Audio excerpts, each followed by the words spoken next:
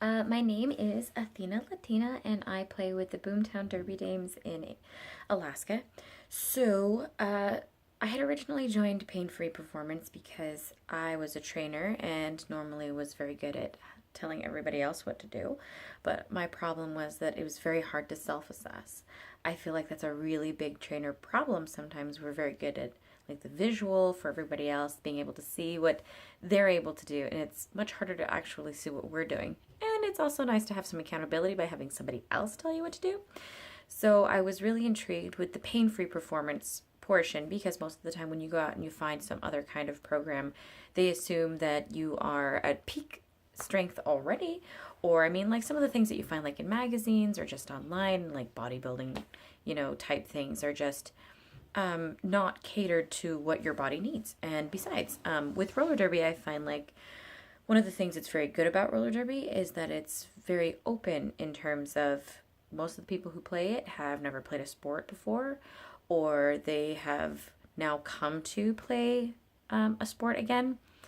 And unfortunately, sometimes that means we don't really know what we're capable of doing. So I came into the program with the idea pain-free sounded really great, along with performance. So most of the time I would go to try to do burpees and felt like it was straining my knee. Another thing is that I had broken my collarbone in my rookie year, and I'd always been rather nervous about upper body stuff. I mean, I had as a kid been pretty strong in terms of upper body, but I had never really done anything to test it since then, just because since I broke it, I mean, you do like your rehab and all of that physical therapy, but you don't really know what you're capable of doing. So anyways, some really cool things that have actually come out of doing this program. We have sometimes some pretty difficult plyometric exercises that before I would get a little hesitant because there would be a lot of things that would involve popping up, particularly upper body things like push-ups. And now, no problem with push-ups. There was one day where we were supposed to be practicing pull-ups, trying to do them unassisted. And when I finally realized exactly what was going on, I had hooked myself up, I was ready to go, and had knocked out 2 pull-ups before I realized I just did 2 pull-ups. And I just kind of for a moment laughed at myself and probably freaked out the other guy that was actually in the gym at the time. In the war room. It's the best room, you guys. The war room is the best room.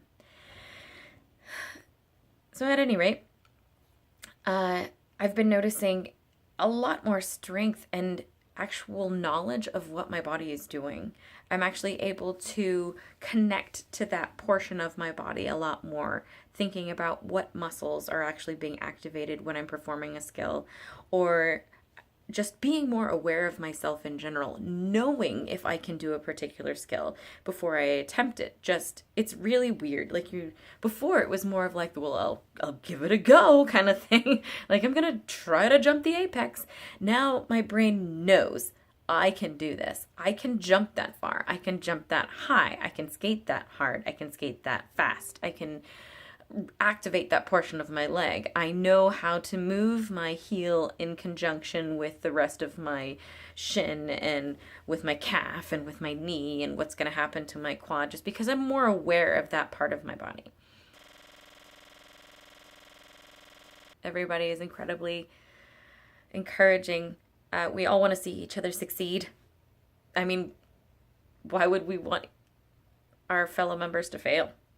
Doesn't make any sense. I hope to see you there.